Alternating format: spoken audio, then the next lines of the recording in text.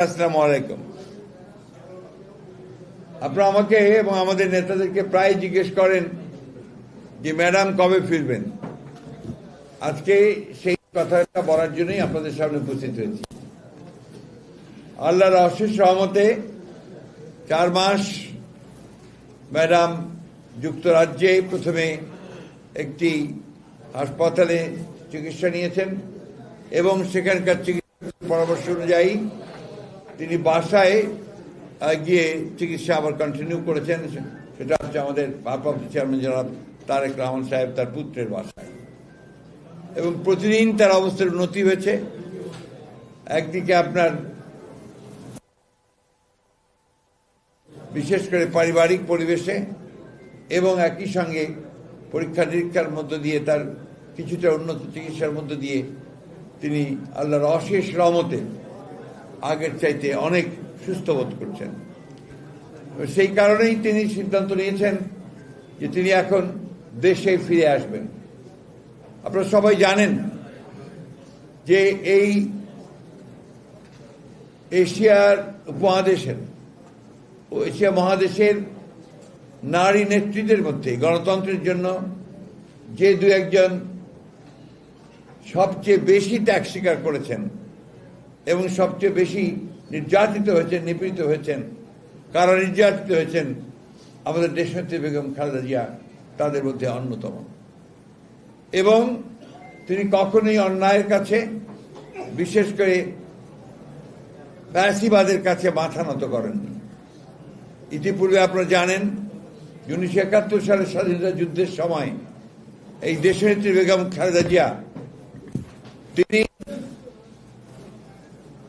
তার স্বামী এবং আমাদের স্বাধীনতা ঘোষক প্রেসিডেন্ট জিয়া রহমান, তখন মেজর ছিলেন, তিনি যখন বিদ্রোহ করে পাকিস্তান সেনাবাহিনীর বিরুদ্ধে স্বাধীনতা ঘোষণা করেন, তখন তার 2 শিশু পুত্রের হাত ধরে তিনি ঢাকায় চলে এসেছিলেন এবং ঢাকায় এসেই তিনি পাক সেনাবাহিনীর হাতে গ্রেফতার হয়েছিলেন এবং দীর্ঘ 9 মাসই 16 ডিসেম্বর পর্যন্ত কিন্তু তিনি পাক সেনানিবাসে বন্দী ছিলেন। এই মহিয়সী অকুতভয় নেত্রী, যিনি বাংলাদেশ স্বাধীনতার সার্বভৌমত্ব প্রশ্নে কোনোদিন আপোষ করেননি, যিনি গণতন্ত্রের প্রশ্নে কখনো আপোষ করেননি, সেই নেত্রী ফ্যাসিস্ট হাসিনা সরকারের মিথ্যা মামলায় তাকে কারাগারে পাঠিয়ে তাকে নির্যাতন করে তাকে অত্যন্ত অসুস্থ করে ফেলা হয়। আপনারা জানেন যে তার যে অসুখ হয়, সেই অসুখে আমরা এখানে স্থানীয়ভাবে তার চিকিৎসকরা চিকিৎসা করেন এবং বাইরে থেকেও জানেন আমেরিকার জন হপকিন্স হসপিটাল থেকে চিকিৎসকরা এসেছিলেন এবং তার চিকিৎসা তারা এখানেও করেছেন। পরবর্তীকালে এই ছাত্র জনতার অভ্যুত্থানের পরে, তার মুক্তির পরে তিনি যুক্তরাজ্যে গিয়ে তার চিকিৎসা উন্নত চিকিৎসা হয়েছে, তিনি সেখান থেকে ফিরে আসছেন। আমি এই কথাটার জন্য জোর দিয়ে বলতে চাই যে এই মহাদেশে দেশের বেগম খালেদা জিয়ার মতো এইরকম ত্যাগ স্বীকার করা গণতন্ত্রের জন্য এরকম নারী নেত্রী আমরা অবশ্যই খুব একটা চোখে আমাদের পড়ে না। তিনি আমাদের কাছে অত্যন্ত প্রিয় শুধু নন, তিনি আমাদের একজন অত্যন্ত বড় সম্পদ। এই দেশের মানুষের কাছে তাদের অধিকার আদায়ের লড়াইয়ে, গণতন্ত্রকে প্রতিষ্ঠার ক্ষেত্রে, স্বাধীনতা সার্বভৌমত্বকে রক্ষার ক্ষেত্রে তিনি হচ্ছেন আমাদের সেই আলোকবর্তিকা, যাকে সামনে রেখে আমরা লড়াই সংগ্রাম করি সবসময়। এবং এর মধ্যে দেখেন তার যে দূরদৃষ্টি, জনগণের প্রতি তার যে ভালোবাসা, সেই ভালোবাসার নজির তিনি দিয়েছেন। যে ছাত্র জনতার অভ্যুত্থানের পরে যখন আমরা একটা সভা করেছিলাম আমাদের পার্টি অফিসের সামনে, সেখানে তিনি হাসপাতাল থেকে মাত্র 2 মিনিটের একটা বক্তব্য দিয়েছিলেন। সেই বক্তব্যে তার যে বক্তব্য, তার স্টেটসম্যান সুলভ যে নেতৃত্ব সেখানে চলে আসে এবং জনগণের প্রতি ভালোবাসা, সেই ভালোবাসার প্রকাশ পায়। তিনি পরিষ্কার করে বলেছিলেন যে আমরা অনেক ত্যাগ স্বীকার করেছি, প্রাণ দিয়েছে আমাদের মানুষেরা, কারা নির্যাতিত হয়েছেন। আজকে আমরা স্বাধীন হয়েছি, মুক্ত হয়েছি, কিন্তু আমরা কোনো প্রতিহিংসা বা প্রতিশোধের আমরা জায়গা বেছে নেব না, এবং আমরা ভালোবাসার মাধ্যমে পরস্পর সহযোগিত একটা সহৃদয়তা সৃষ্টি করে আমরা আমাদের দেশকে সামনের দিকে এগিয়ে নিয়ে যাব, এবং সেটাও তিনি বরাবরই বলে এসেছেন। আজকে সেই নেত্রী ফিরে আসবেন। স্বাভাবিকভাবে আমাদের মধ্যে প্রচণ্ড আবেগ আছে। প্রতিটি দেশপ্রেমিক মানুষ আজকে তারা অত্যন্ত উৎসাহিত, উজ্জীবিত যে তাদের প্রিয় নেত্রী দেশে ফিরে আসবেন, এবং তাকে প্রপার অভ্যর্থনা জানানো এটা আমাদের নৈতিক দায়িত্ব। শুধু বিএনপি নয়, সারা দেশের মানুষ আজকে তাকে সেই অভ্যর্থনা জানাতে প্রস্তুত হয়ে আছে। আমরা কিছুক্ষণ আগেই আমাদের দলের যৌথ সভা করেছি। আমাদের ঢাকা সিটি, 2 দক্ষিণ এবং উত্তর, একই সঙ্গে আমাদের অঙ্গ সংগঠনগুলোর নেতৃবৃন্দকে নিয়ে যেন আমরা একটা শৃঙ্খলার মধ্য দিয়ে জনগণ যেন তাকে অভ্যর্থনা জানাতে পারেন, সেই ব্যবস্থাটা আমরা গ্রহণ করছি। ইতিমধ্যে গতকালও আমরা এটা নিয়ে বসেছিলাম। প্রশাসন এবং আমাদের ভারপ্রাপ্ত চেয়ারম্যান মহোদয়ের সঙ্গে আমাদের আলোচনা হয়েছে, তিনি পরামর্শ দিয়েছেন। আমরা আশা করছি যে আগামী 5 তারিখে দেশনেত্রী বেগম খালেদা জিয়া একটি বিশেষ বিমানে, সম্ভবত সেটা আমরা যেটা আশা করছিলাম, যে বিমানে তিনি গেছেন, অর্থাৎ আপনার কাতারের রয়্যাল অ্যাম্বুলেন্স, সেই অ্যাম্বুলেন্সের ফ্লাইটেই তিনি আমাদের দেশে, আমাদের মাঝে আবার ফিরে আসবেন।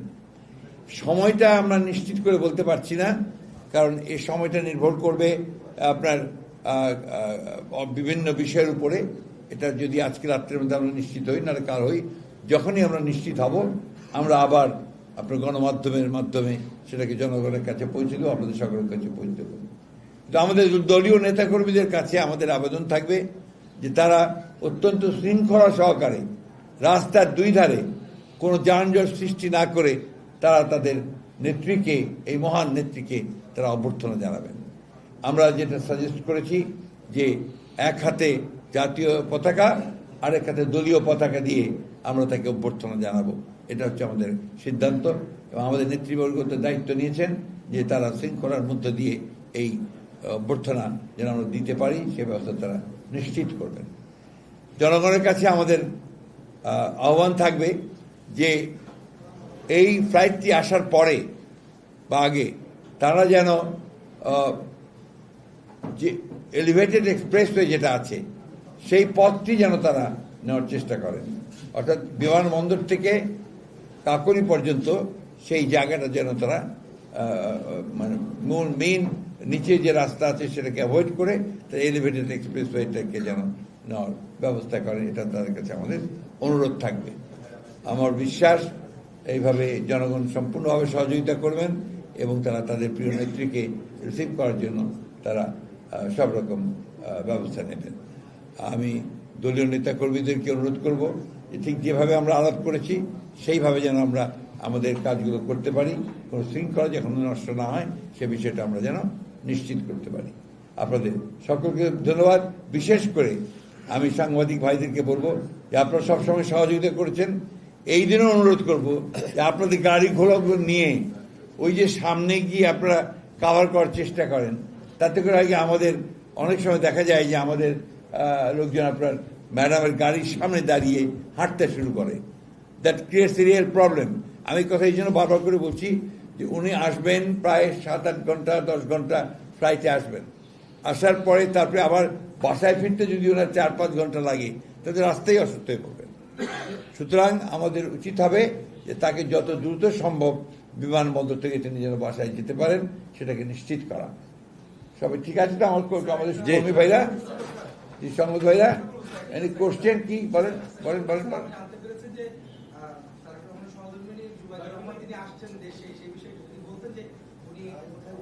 ভাই এগুলো নিয়ে এখন আলোচনা করার কোনো প্রয়োজন নেই, এটার প্রয়োজন নেই এখন।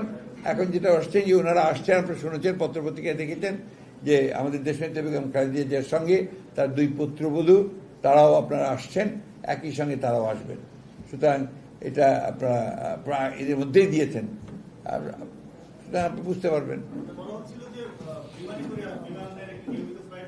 এটার একটা পরিবর্তন হওয়ার সম্ভাবনা আছে, কারণ আপনার যে সমস্যাটা ছিল যে আমরা কাতার অ্যাম্বুলেন্সের নিশ্চয়তাটা কালকে পর্যন্ত বা কিছুক্ষণ আগে পর্যন্ত পাইনি। এখন এটার আমরা 1 ঘন্টার মধ্যেই সেটা নিশ্চিত জানতে পারবো, সেটা আমরা সাথে দিয়ে আপনাদের প্রেসকে জানিয়ে দেবো।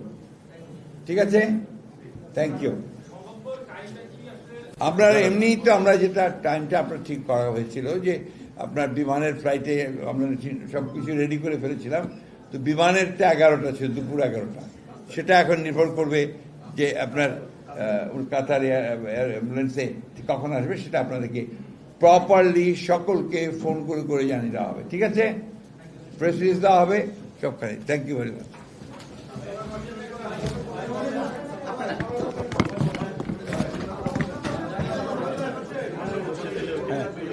আমি অনুরোধ করব বিএনপি নেতৃত্ব আপনারা বসবেন, বসে আপনার চূড়ান্ত ডিজাইনটা করে তারপরে যাবেন, তার আগে যাবেন। ঠিক আছে, ধন্যবাদ, বসেন।